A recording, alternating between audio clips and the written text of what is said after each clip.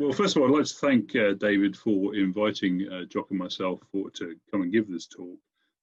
We recognise the subject's a fairly obscure one, but we actually think it's historically quite important. So we hope you will find it at least interesting. Now, there are two things that caused me to fall rather deeply into the weird world of First World War signals intelligence, or SIGINT as it's usually abbreviated. The first thing was this book, and the second thing was this very nice restaurant in Dundee. Now, a few years back, I edited the diary of a British corporal who was involved in tactical signals intelligence during the First World War. And during the course of that project, lots of questions came up about signals intelligence that I just couldn't answer. But I knew that they needed to be addressed. And over time, I had sort of kicked these questions back and forth with Jock. And then in the summer of 2016, the two of us were sort of sat down for a curry in Dundee. And we sort of, over the course of the curry and a couple of drinks, scribbled down exactly what the questions were, and then tried to work out how we would try and answer those questions. And that sort of kicked off a research journey that sort of came to an end last year. And what we're going to do in the sort of two halves of this talk is share some of the findings of our research. Now, there is a lot more, and as David suggested, what we've got is some links to some open access, the open access articles. So you can, if you really get into this stuff, you can get into the hard stuff and read even more of our research findings. So what am I going to do? Well, I've got a fairly sort of straightforward process. First of all, I'm going to quickly summarise the generally held understanding of British signals intelligence in the trenches. Second, I'm going to dig behind a well-known headline event, and then I'm going to follow up by unpacking the events that flowed from it. And then finally, I'm going to say something about the potential implications for our understanding of operations, especially operations in 1916 on the Somme. And because we're limited in our time today, I've focused very much on 1916 and the beginning of the story. But as I said a moment ago, the rest of the story is available for free. And David, I'll put up the links at the end of this talk. But David will also email them out. Now, first of all, I need to do very, very briefly explain how frontline messages were intercepted on the Western Front. So both the Germans and the Allies used the ground as a way to transmit buzzer messages in Morse code, and those were pretty straightforward to intercept. More challenging is intercepting telephone lines that are carrying voice traffic. However, due to the fact that a lot of these telephones were earth return, and also there was a lot of normal wear and tear on the telephone line, essentially the lines would leak either faint signals or strong signals, depending on the circumstance, into the ground. And very, very simply, as sort of illustrated by this picture here, you can either place probes into the ground to pick up those signals, or what you do is you create a large loop of wire on the ground, and that will then induct these signals. Now, those signals are very faint, as I'll talk about in a moment. You also then have to amplify the signals. Now, our current understanding of this type of signals intelligence is dominated by a single incident that occurred in the early hours of the 1st of July near the village of La Boisselle. And fairly famously, General Rawlinson's order of the day was dictated down the telephone to a British battalion that was part of the opening attack of the Somme offensive. Now, the message was intercepted by the Germans, and this provided a strong indication that after several days of artillery bombardment, the British infantry were about to attack. The incident was included in the official history and has also been included in many subsequent histories. So if we go back to 2016, during the Somme centenary, it was brought to the attention of a wider audience in both a BBC radio drama, Tommy's, and in Peter Barton's television documentary about the Somme. So both in 1916 and in 2016, this particular incident has attracted a lot of attention, and something had clearly gone wrong. However, the question is this just a one-off incident? How badly compromised was the British communication system in the summer of 1916? Now, there's a problem, of course, that if you focus just in on one event, you can get a fairly skewed picture. And there's also the problem, and this is a sort of perennial problem, I think, with the Battle of the Somme, is that if you focus wholly on the first day, you can lose sight of the bigger picture. And another question that sort of falls out from this incident is, well, okay, the Germans are able to intercept British communications on the 1st of July 1916. Well, how long have they been doing that for, and how badly compromised were British communications? Now, if we're going to answer that question, what we've got to do is go back to the evolution of this means of collecting telephone signals on the Western Front. So let's start, first of all, with something that everyone thinks they know. And according to quite a number of popular sources, it's the Germans who lead the way in the interception of trench telephones, except that they actually didn't. It was the French who began doing this by accident in the autumn of 1914.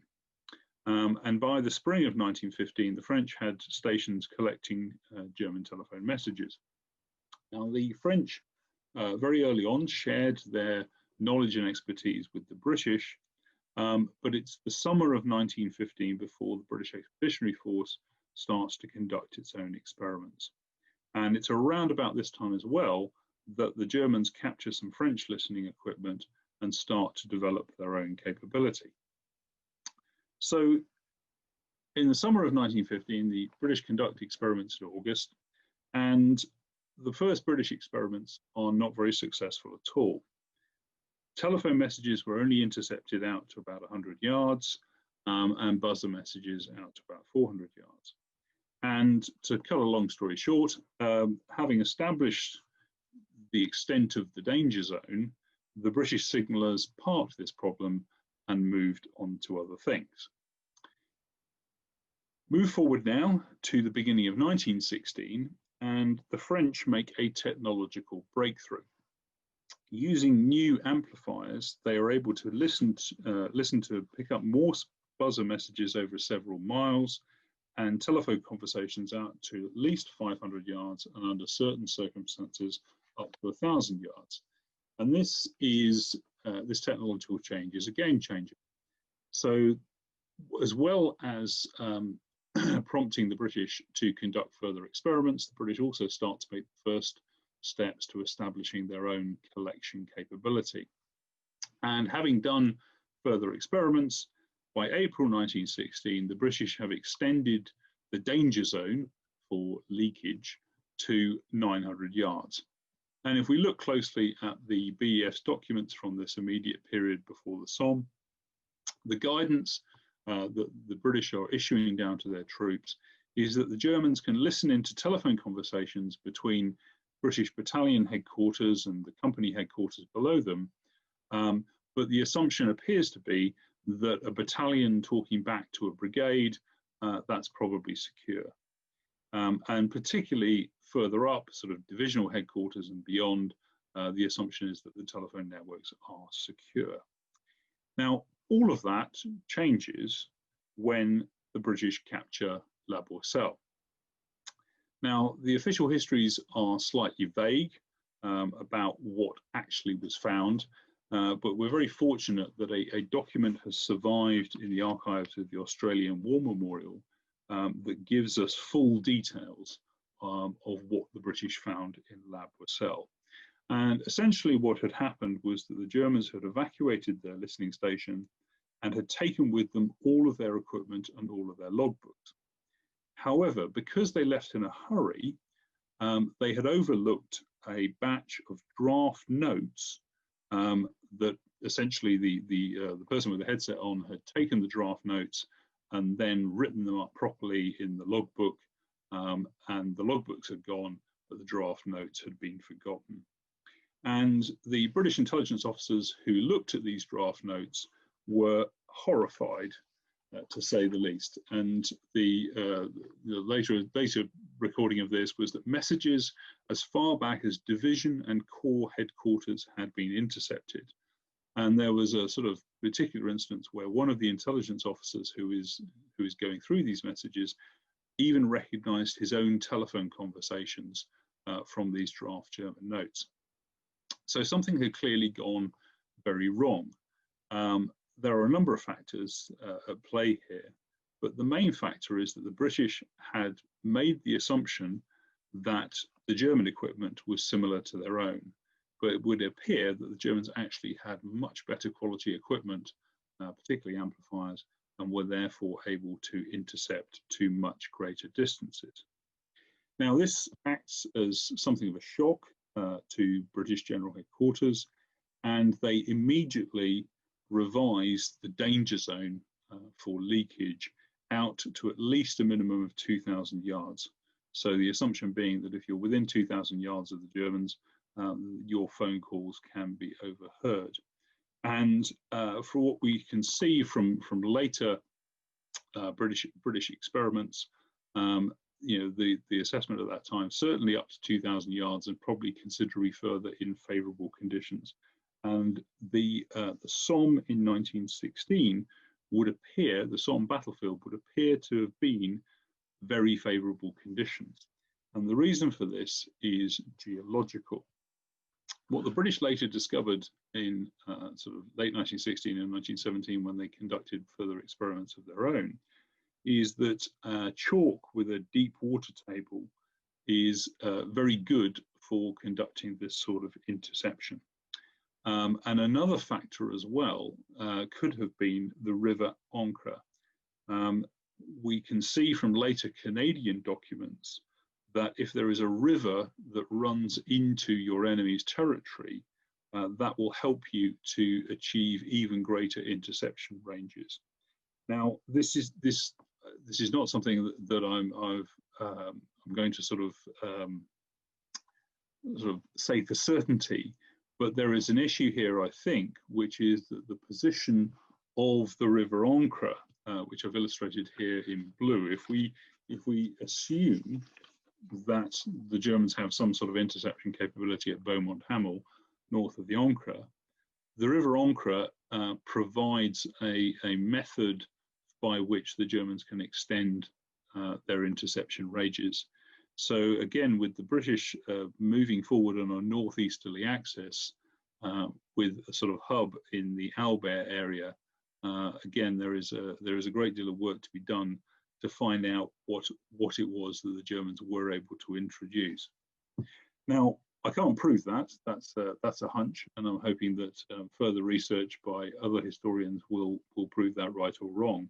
What I can prove is that after the La Boisselle documents were discovered, this man, Lieutenant Colonel Walter Kirk, took ownership of the problem.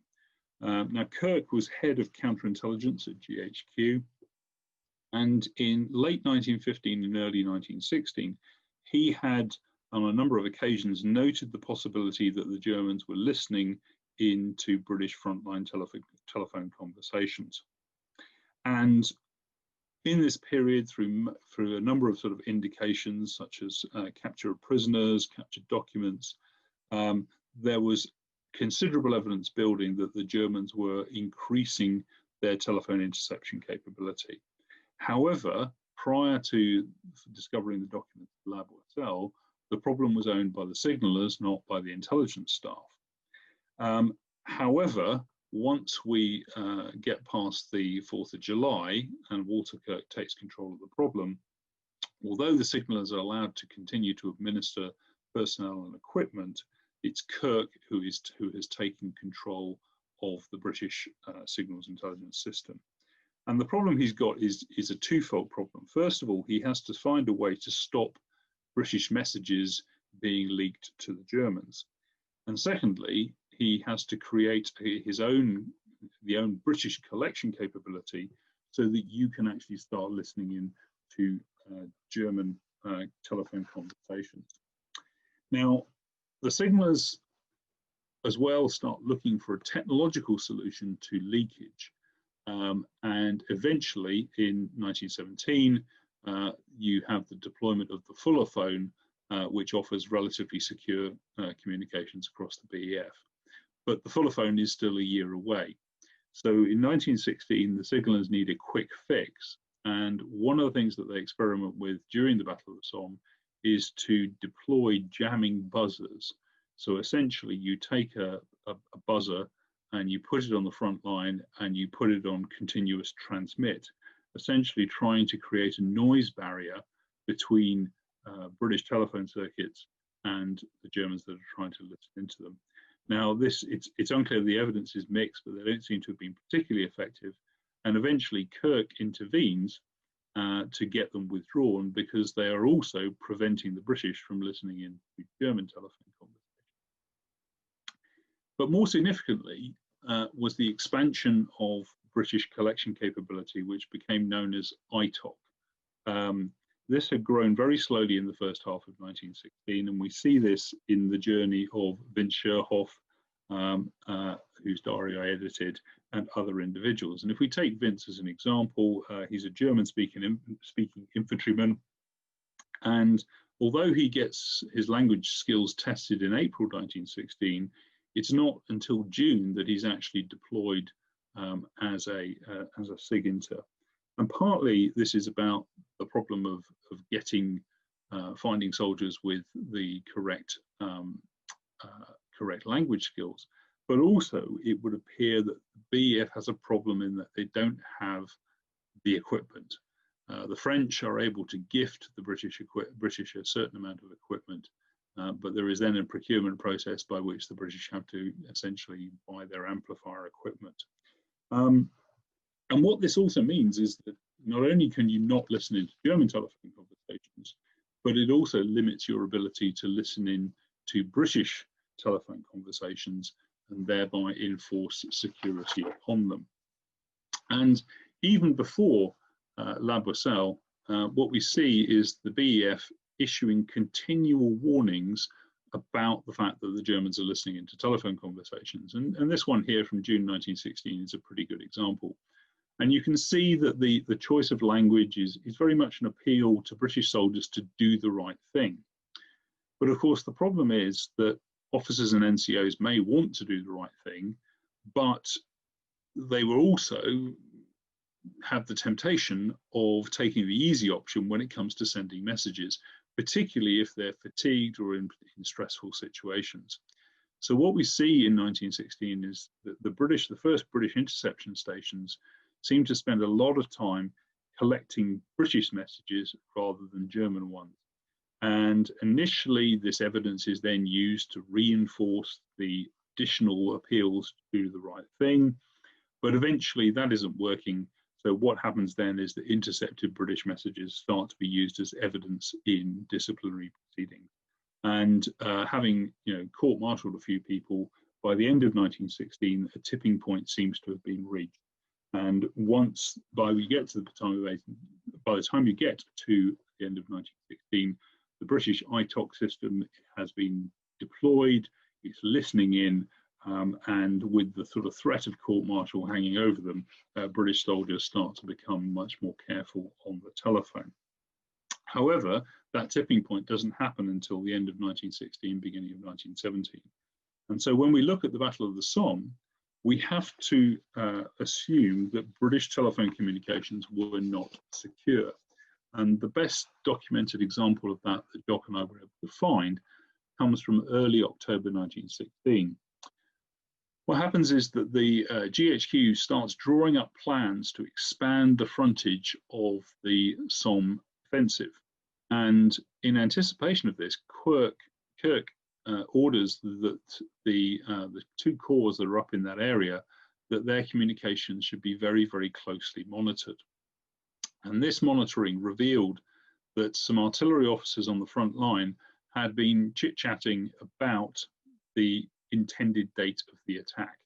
And although the attack is ostensibly cancelled due to poor weather, it is also very possible that this breach of operational security may have also been a factor. Okay, so I want to sort of round up, if you like, with some some sort of, so what.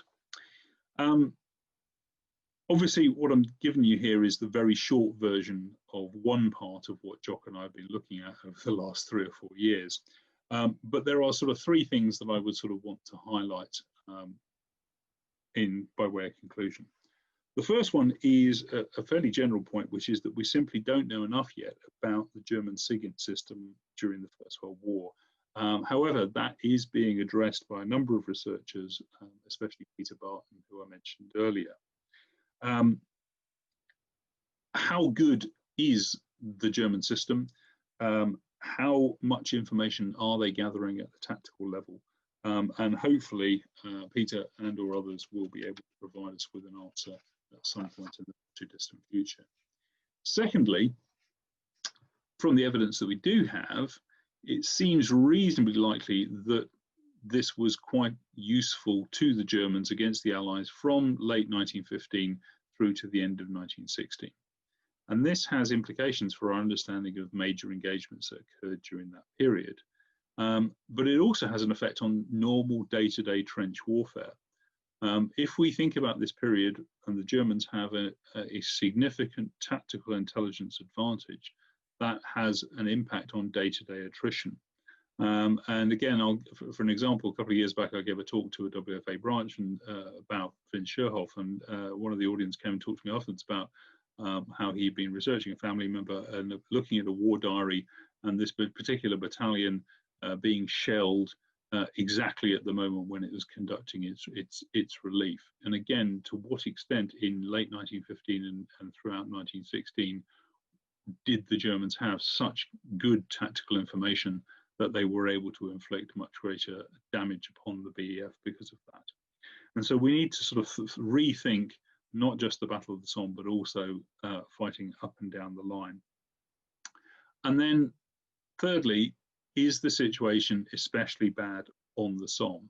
Partly because of the presence of the river Ancre, which allows the Germans to conduct, to penetrate the communications more deeply, but also, if we look at the Battle of the Somme with an assumption that the Germans know what's coming before it happens, then things might start to make a lot more sense. So thank you very much for listening to me. I will hand you over to Jock, and I look forward to answering your questions when we get to the Q&A. Okay, well, I'm going to pick up on the interpreter operators, the guys who actually listened into German phone calls and Morse messages. I'll talk a bit about researching them and then try and give you a flavour of who they were. Now, the interpreters were one of 3 Royal Engineer trades who manned the listening sets. The others were wireless telegraphists, very often ex-GPO telegraphists, and much better at intercepting Morse than the interpreters.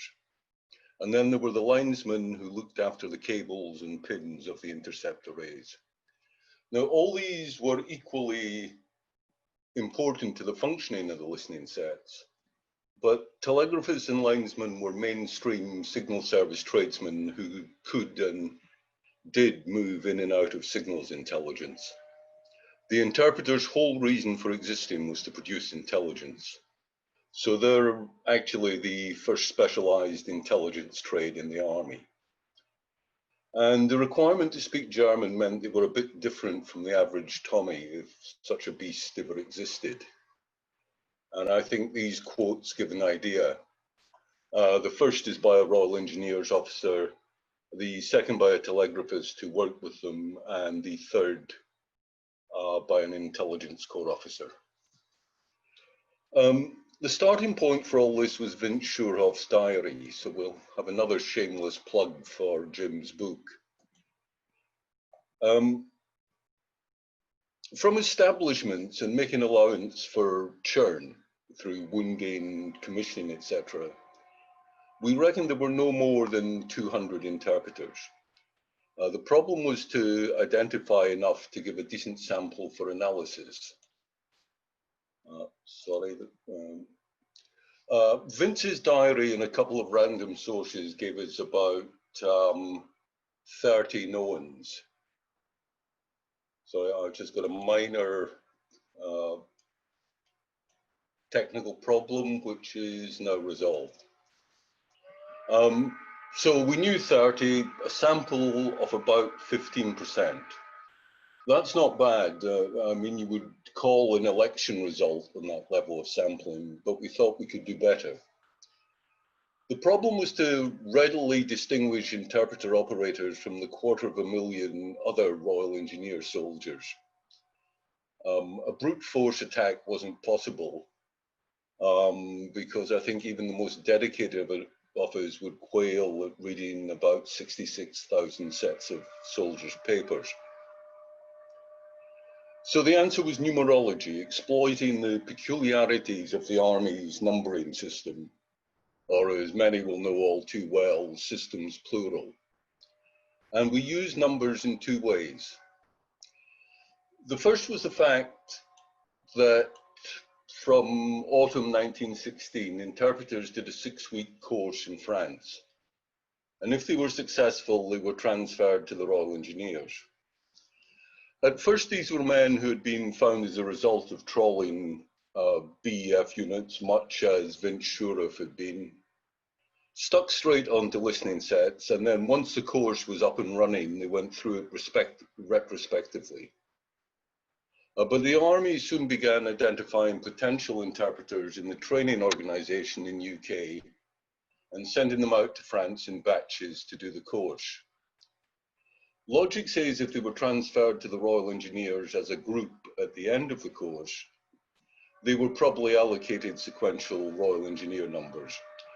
So we started looking at guys with numbers 10 each side of the knowns, and this was pretty successful.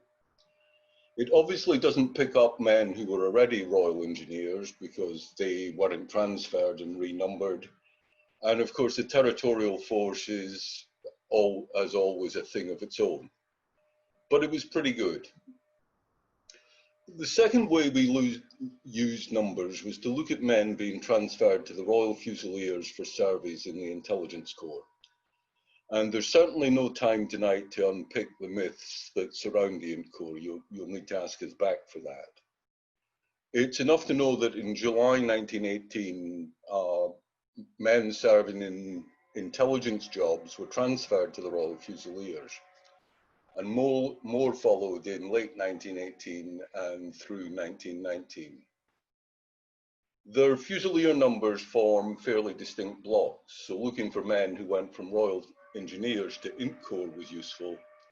And obviously, if you find a good one, you go back to looking at the Royal Engineers numbers 10 aside of his. It's just that not all Royal Engineers to Int Corps were interpreter operators. So how did it go? We found 128, and I emphasize that none of those were there simply because they had the right service number. With the ones we knew already, that gave 158, a sample of 79%, a much bigger number than 15%, and the start of hours of fun with ancestry and more exotic sources. What did we find? Oh, well, if we go back to the basic requirement of being able to speak German, that is what really shapes the group. And in Edwardian Britain, there were really only two ways of having good German. You acquired it as part of your education, or you grew up in a German-speaking family. Now, up to about 1890, Germans were the largest foreign-born group in Britain. From that point, they're overtaken by Russian Jews escaping Tsarist pogroms. A better description would actually be Jews from the Russian Empire. And a lot of those families spoke German. So if we look at nationality, we can see the first difference between interpreters and the general population. In 1911, nearly the entire British population were natural-born British subjects, meaning they've been born in Britain, or if born overseas, their fathers were natural-born subjects. Nationality is patrilineal. The rest have either become British subjects by naturalization or they're aliens. And these two groups between them account for about 1% of the population. The thickness of the lines on the diagram actually exaggerates that slightly. If we look at the interpreters, natural-born subjects still account for the majority, but nearly a fifth have become British through naturalization or are aliens. And we can be sure the aliens aren't German, Austrian, or Turkish nationals because they will have been rounded up at the start of the war. These are citizens of either friendly or neutral countries, and there is no serious restriction on them voluntarily enlisting in the British Army. Now, nationality is a legal status, and we can try and be a bit more subtle and look at descent. So cue more statistics. And I think this slide brings out an interesting point. An eighth of the interpreters are the sons of German or Austrian fathers. No Turks, believe me, I looked. As the war progresses, especially after the coming of conscription, the army sought to manage the enlistment of men of enemy descent and to corral them into labor units. Oh, sorry, my bad. Excuse me. Where was I? The army admitted after the war this corralling of men had never really worked, although there was a general tightening up in 1918. It may have prevented some men becoming interpreters, but I've not seen a case during the war of anybody who went into the trade being hauled out and posted to a labour battalion of the Middlesex. There's one instance post-armistice. The late war tightening up does mean some men are considered unsuitable for transfer to the Int Corps. Another aspect of conscription was that from 1917, nationals of Allied countries living in Britain could be conscripted, or they could go home to join their own army, their own country's army. This was unpopular among the Russian Jews, who were deeply suspicious of conscription, given its use as an instrument of Tsarist oppression, and it led to a certain amount of draft dodging. Nevertheless, it's noticeable that about 13% of interpreters were Jewish at a time when they comprised about half of 1% of the general population. If that was all we had learned about interpreters, it would be interesting enough. And I do realize I keep saying interesting about statistics, but it's that sort of subject. But the requirement to speak German also shapes what these guys do for a living, where they lived, and the regiments they joined. And we'll take in jobs first. If you think about it, it's fairly obvious that if you've been taught German, you've probably done that as part of a wider secondary or tertiary education. And thus there's a good chance you have a fairly decent job. So this is the male population of Britain in 1911. And the census divided occupations into 23 categories, of which I've highlighted two, professional and commercial. The others cover everything from miners to footmen. If you divvy up the interpreters in the same way, you get a very different graph. Now, there are some aspects of the census categories that may seem odd to us. Artistes are included in the professional category. So the interpreter operator who civilian occupation was music hall performer is lumped in there. But allowing for that and the fact that even after conscription, the army didn't exactly reflect the makeup of civil society, I think this shows conclusively that the interpreters are a pretty white-collar bunch. And if you keep thinking, if you've learnt your German at your mother's knee within the family, there isn't going to be a link in your case between language, education, and social standing. So if we compare natural-born British subjects and the others, we see there is a difference in the spread of trades, although the naturalized and aliens are still about 50% white collar. Speaking German also shapes where they live. They're urban, not just because most folks lived in towns and cities, it's more than that. For the educated ones, the jobs they do are urban, and immigrants, of course, generally concentrate in cities. So London predominates, with the industrial and port towns in the provinces making a healthy contribution. And as always, there's exceptions. The Lincolnshire seed merchant springs to mind.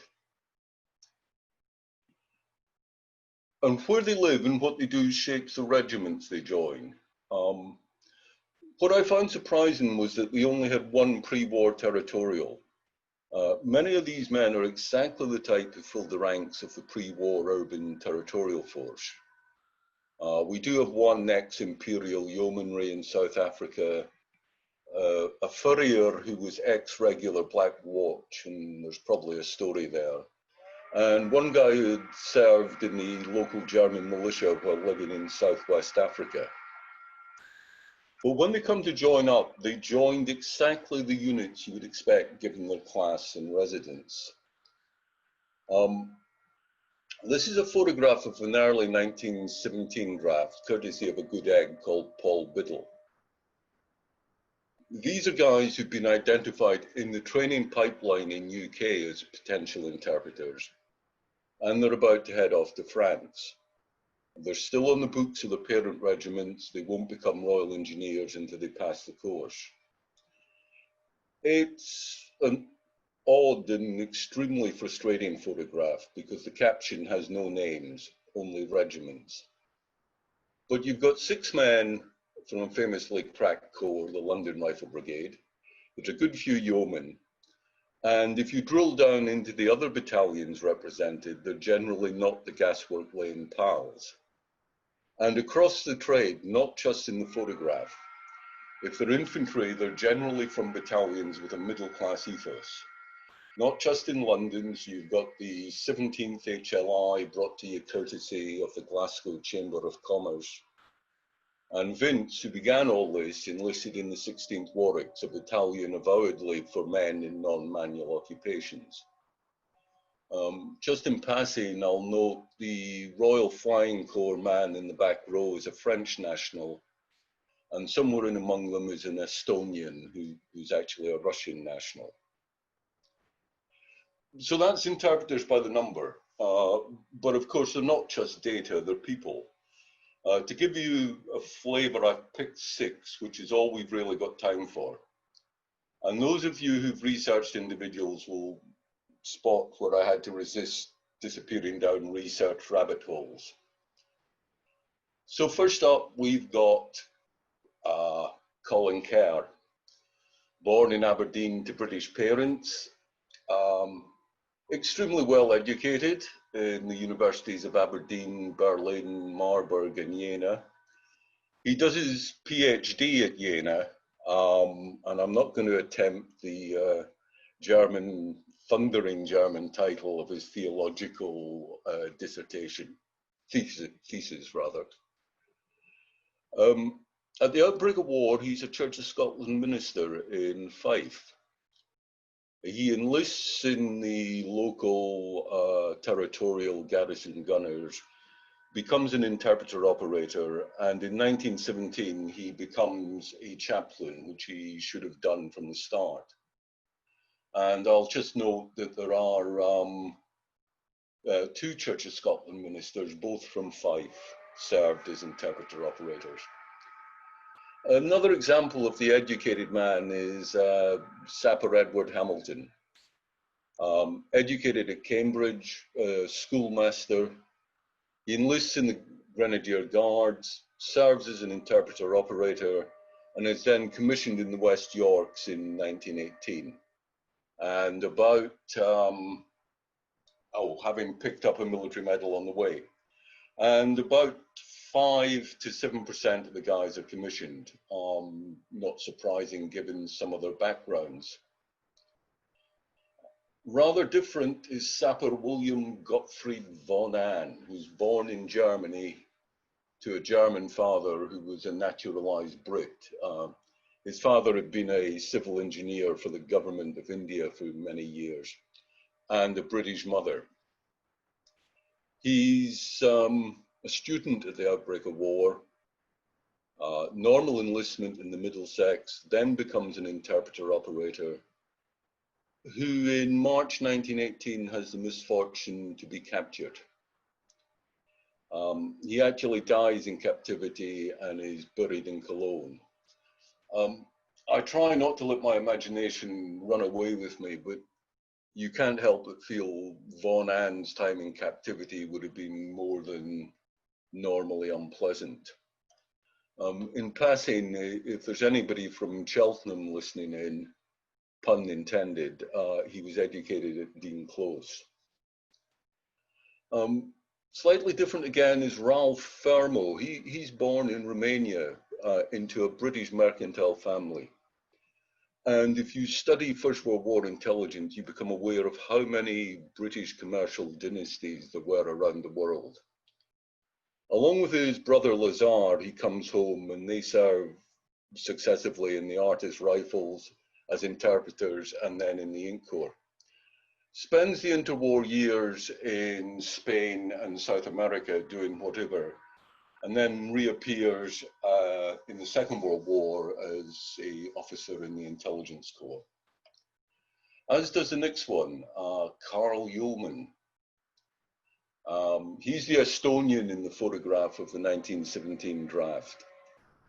It's not clear what his source regiment was, but after service as an interpreter, he transfers to the Inc Corps. He's actually serving in the intelligence staff of the First British Army of the Rhine when he's naturalized in 1923.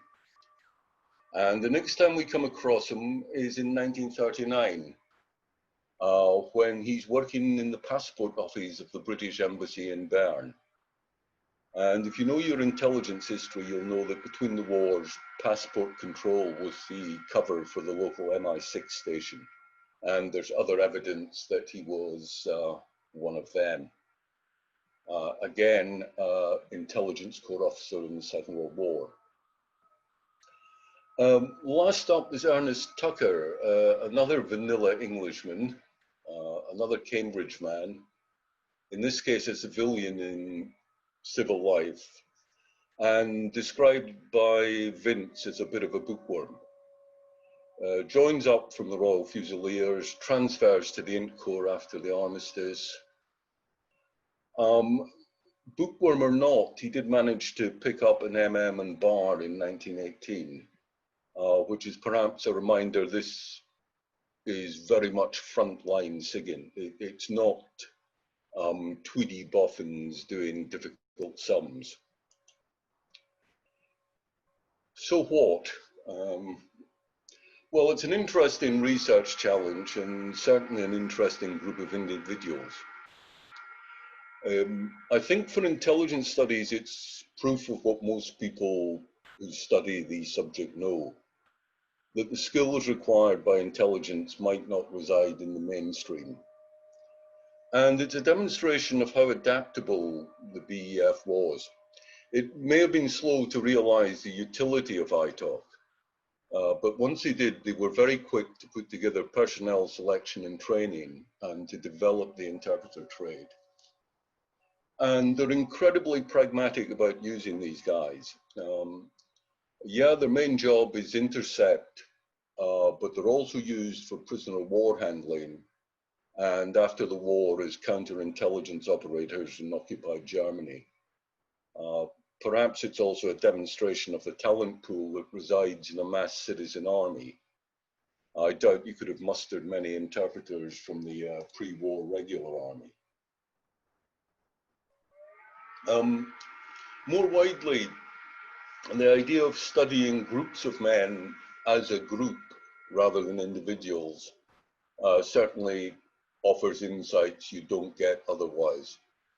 Not just the personnel dimension, but policy, training, and operations. And Jim and I are currently using what we learned in this project to study another, even more obscure intelligence unit. Now, we've seen analysis of generals, of battalion commanding officers, and of staff officers, and also for things like the ethnicity of units over time, something guaranteed to upset my fellow Scots.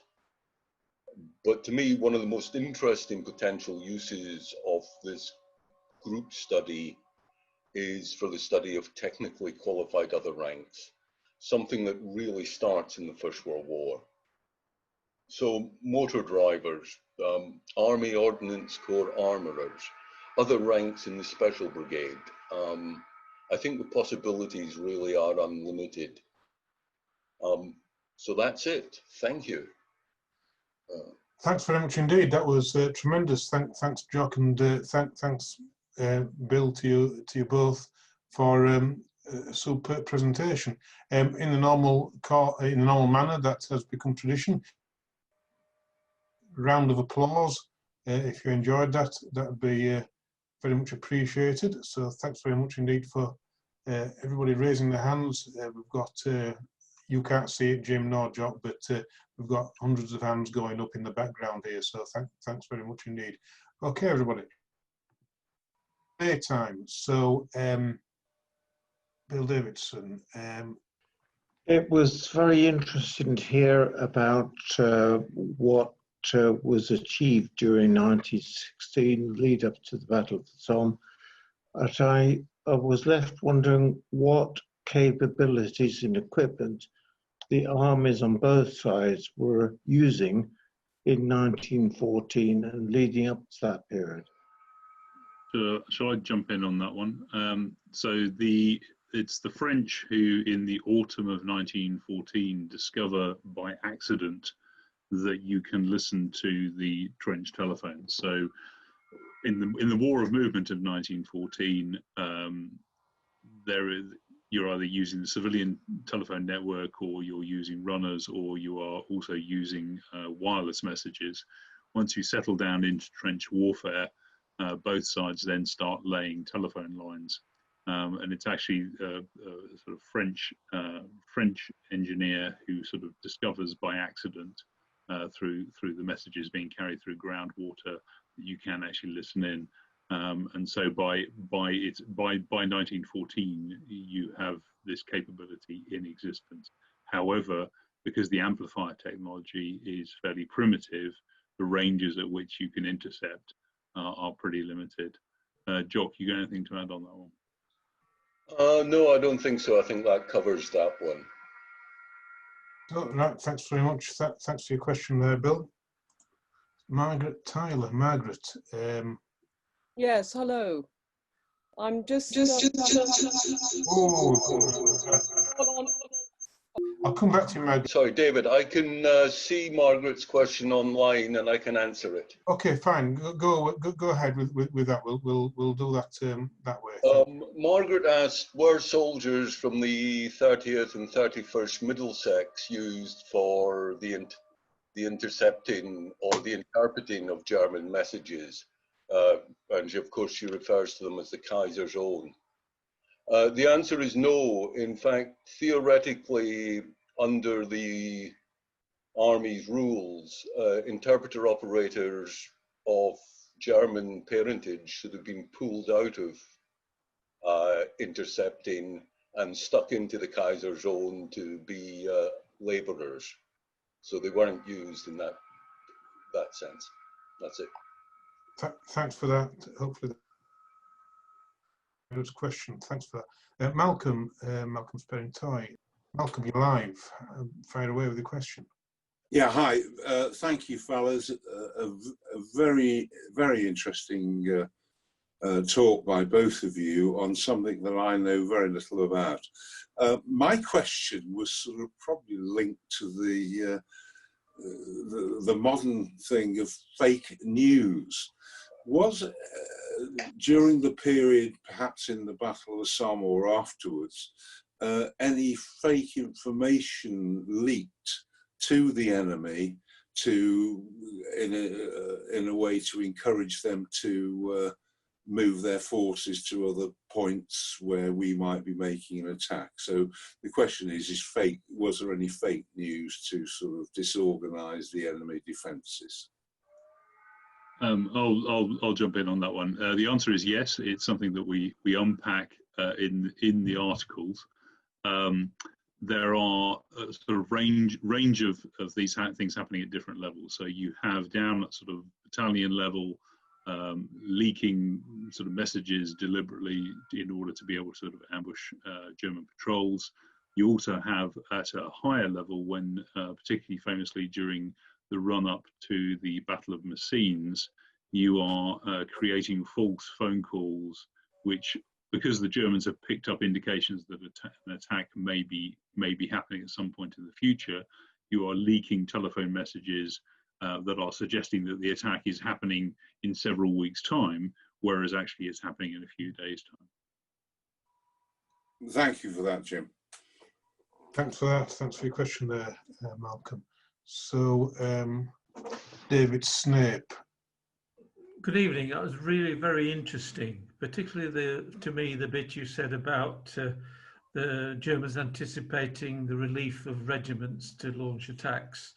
I was looking to report by a chap called Major Richard Steele, who was at the headquarters of the Indian Corps, where he speculates that in the attack on the trenches that the Germans had captured on the 23rd, 24th of November, that they may well have launched their counterattack as a result of knowing it was the time to relief. I don't know whether that meant that they were interpreting or intercepting phone transmission, or whether it was just a good guess. What do you think? It was quite earlier than you were suggesting. The Germans followed the French, so the Germans discovered the French capability in the early summer of 1915. So at that point in November 1914, the Germans don't actually have a signals intelligence capability such as intercepting trench telephone communications. So I think that's probably unlikely. Right, thank you very much. I just wondered. Thanks very much for that, David. Right, Mark Armstrong, let me just unmute yourself there. Mark, if you fire away with your question, please. Well, I think my question's actually been answered, which was about misinformation rather than using the modern term of fake news. But the Inc Corps was formed in August 14. So how rapidly, maybe it's a bit off subject, how rapidly did the Inc Corps then expand in order to take on this additional role? These guys, for most of the time, are not intelligence corps, the Royal Engineers Signal Service. The Inc Corps is far more concerned with things like counterintelligence at this time. I mean, you've got to think of the analogy of aerial reconnaissance is conducted by the Royal Flying Corps, not the Inc Corps. Similarly, this intercept is conducted by the Royal Engineers, not the Inc Corps. Although the analysis of what both those collect is an Inc Corps responsibility.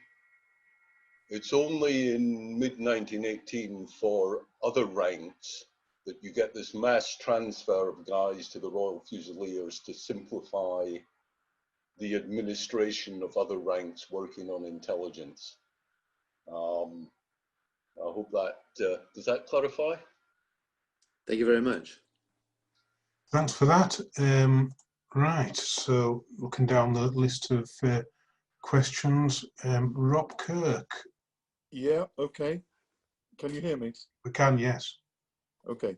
My question was quite simple, actually, because there were many prisoners, German prisoners of war, and I just wondered whether the interpreters, the German-speaking interpreters, were used to interrogate the German prisoners of war, and if not, who did? Okay, right. So that's I'll jump in on that because that's a large chunk of a chapter of a book I wrote a while ago. just before you do, just want to kill your screen share there for us, please. Yeah, certainly. Just might make life just a little bit easier. Better? That's great. Thanks very much. Yeah, no worries. Okay, so the primary interrogators for German prisoners are junior intelligence corps officers from sort of 1915 onwards. What also happens is that the interpreter operators, when their core area is involved in an offensive, it's very difficult to carry out sort of ITOC work while an offensive is in its early stages. So what happens then is that the interpreter operators are sort of corralled together, and they become the first screeners of the prisoners. Because the issue you have, if you're taking hundreds, sometimes even thousands of prisoners, you can't interrogate them all, so therefore you have to filter them and screen them in order to find out which ones are going to be more likely to give you the information. So what we see, for example, with Vince Scherhoff during the Arras offensive, he and his colleagues are there receiving the prisoners and asking the initial questions, which will then filter the prisoners into, you know, likely candidates for interrogation or not. Okay, thank you. Super, thanks for that, Rob. Right, okay, so. Hello, can you hear me? Yep, great. Well, you're live, William. Fire away with your question. Good evening, chaps, and thank you very much for a very interesting talk. My question is that about signals intelligence generally. Did it improve much during the 141 days of the Somme campaign? And if it did this have any effect on the progress of the British troops on the ground during the 141 days? Short answer, no, because the capability is only first being run out in 1916. So if we take the French and the Germans, for example, the French have proliferated a network of stations in the spring of from the spring of 1915, and so in 1916 they are consolidating their ability. The Germans similarly, from the summer of 1915, have their capability run out, and they have sort of worked through all the teething problems very much by the beginning of 1916, it would appear. From the point of view of the British, your capability is only coming into existence in the sort of second quarter of 1916 in terms of the very first stations, and you again have only got a few dozen stations by the end of 1916, and there is a very steep learning curve in trying to do this. There's a lot of technical work that has to be done. There's a lot of trial and error in doing this.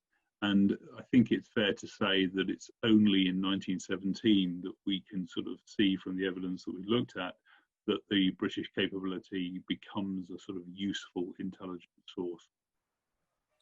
Okay, thank you for that. So I suppose then it would be completely unfair and incorrect to assume that any of the British successes in, say, September, October 16, such as some at Flers, Morval, Goedecourt and Thiepval, was in any way related to improved signals intelligence.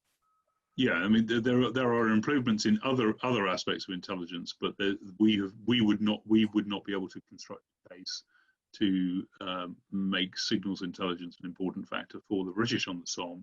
However, if we flip it over, there is a strong circumstantial case, which I'm hoping the research of other people will prove, one way or the other, is that the Germans have a significant tactical intelligence advantage because they have a really good interception capability. Right. Okay, thank you very much. Thanks for the question there, William. Thanks for answering that. So, Neil Ferguson.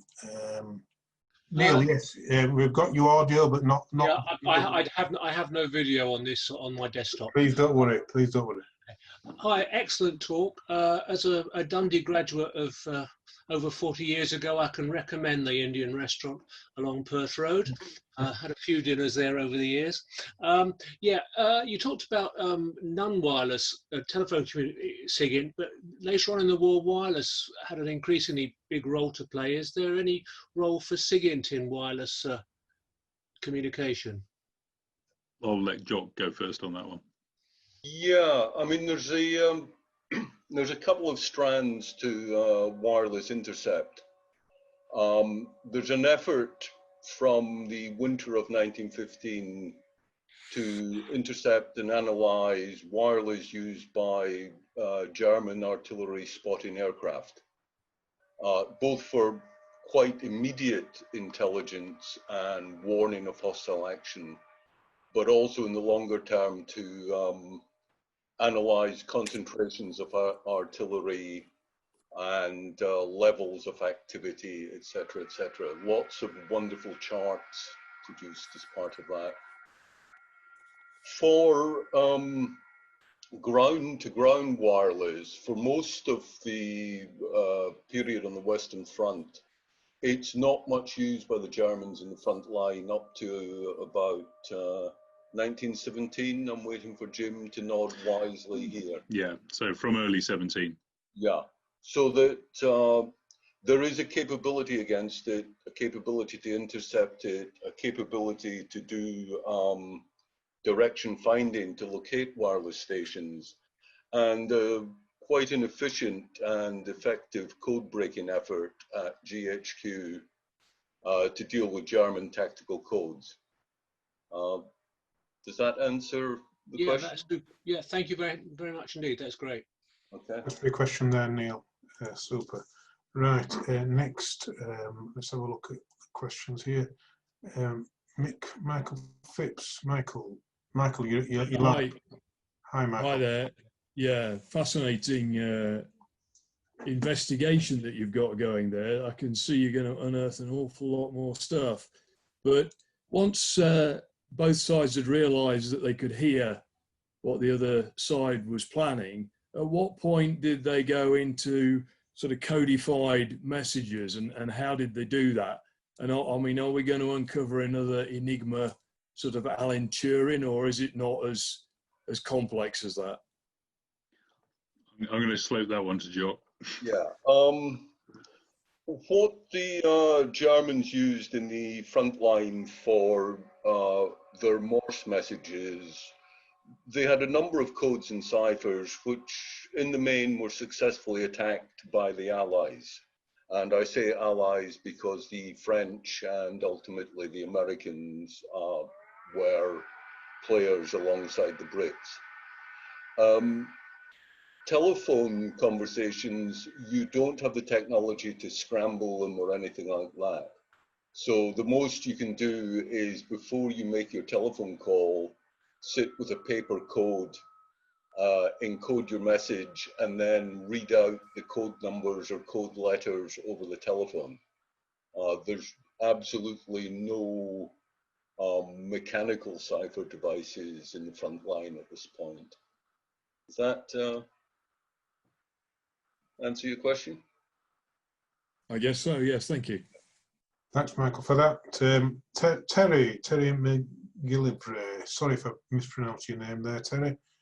Hi, Terry. Hi, I'm talking to you from Canada. So for me, it's absolutely thrilling to listen to you gentlemen talking about signals. I'm with a group here in Canada that's what we're trying to share is the signal story. So my question for you is what role, and I think Jock, you might have answered the question, but what role did direction finding play in the SIGINT and in battles, and was it, you know, did it play a huge part or just a little part? Right. Well, first of all, direction finding, it depends where you are. Obviously, to start with, direction finding has no application to intercepting Earth returns. Certainly on the Western Front, the Brits have a very good DF effort against German wireless, when the Germans use wireless, because you always have the problem that somebody has to transmit before you can do anything against them. Yeah. And again, a lot of this is plotted onto maps which are published every month. So the radio networks are actually plotted out on maps of the front. And this is all, I believe Jim will support me in this, a lot of this is a result of a Canadian gentleman called Mitchell, who tries to bring very business-like and modern practices to the display and production of intelligence. Outside the Western Front, I think the biggest use of direction finding is probably for the air defense of Great Britain, where you're working against Zeppelins and heavier than air aircraft attacking Great Britain. And there is a really extensive direction finding effort against that. But if you want to read more, I can really recommend a book by John Ferris of Calgary University, published by the Society for Army Records a few years ago. And John reproduces a lot of the original documents from his research, the British SIGINT. So go Canada. Yeah, if I can jump in also on this this goes slightly beyond the remit of what we're talking about here, but the Canadian Corps and certain Canadian officers are very much setting the pace for intelligence innovation during the fighting on the Western Front. There's a long and complicated explanation for that, but I don't have time to do that now. But the Canadians are very much at the forefront of intelligence innovation from sort of late 1915 all the way through to 1980. Awesome. Thank you so much. Thanks for your question, Terry, and thanks for joining us all the way from Canada. It's great to get an international flavour for this. I do know that we do get quite a number of areas, so thanks for joining us. Thank you. Kate Walker, off you go, Kate, you're live. Thank you. Could you give us a flavour of the training that these guys would have gone through? I mean, they were obviously German speakers, but not necessarily technical folk. Could you just give us a very brief mention of that? Well, on the language point, yes, they are. It is assumed if you've got through the selection, your German is good enough. So any language training is generally vocabulary, to develop your German military vocabulary, because you've probably, as I mentioned, written a dissertation about theology, or you've worked in a shipping company, or you heard your mum speak German. Mm. The other thing they do with the interpreter operators is they teach them to be able to take Morse, which they're never very good at. And it's usually the wireless telegraphers who, as I said, are ex-post office telegraphers who end up doing the Morse side of it. They learn how to look after the equipment, the amplifier that is at the center of amplifying these very weak signals. So a lot of the course is about the care and feeding of the amplifier. There are obviously a certain amount of office procedure and how to fill out log sheets of messages, etc., etc. Mm. Jim, is there anything major that's... Yeah, the only other one I would add is that particularly for those who, the corporals who end up in charge of the stations, they also, it would appear, get a certain amount of instruction on how to lay out the probes and the loops in order to maximize the interception ranges. Thank you. Very interesting. Thank you. Thanks for your question. Apologies for the slight complication that I'm having with this software tonight. I think there's been an update on Zoom, and it's operating slightly differently to what it has done in the past. So I'm slightly even more at 6s and 7s than what I normally am. So apologies to everybody if I'm looking a little bit discombobulated here. Peter West, Peter, let me just ask to unmute you. Hi, Peter. Your audio's live. I can't see you, but that doesn't matter. Do you want to ask your question? Yeah, I think it's already been answered. It was about the use of code and cipher, but most of the telegraphists would have been quite conversant with Morse, what's the word, telegraphy codes. So there was no use of that in transmissions to abbreviate the length of messages.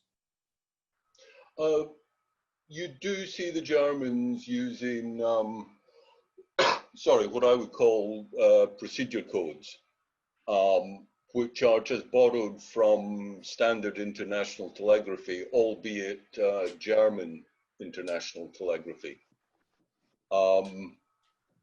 So yes, and there is a need with Morse intercept, of course. If people have learned British Morse, there's a couple of extra letters in German Morse as well they have to get used to. But as I say, you do see sort of standard procedure signs being used. Is that answer your question, or? Yeah, thank you. I think you'd already covered it. Yeah. Sorry, guys. I do slightly lose track of the nature of the questions, and the duplication is almost inevitable here if I'm not absolutely on my game. So apologies for the slight duplication. I've got there's another question here from anonymous attendee, which normally anonymous question that's coming, so unfortunately I can't actually identify the person who's asked the question, but it is this: was there post-war lessons learned exercise conducted, and if so, have the records and recommendations survived, which may have influenced the subsequent development of signals intelligence capability? I think specifically talking about iTalk, sorry.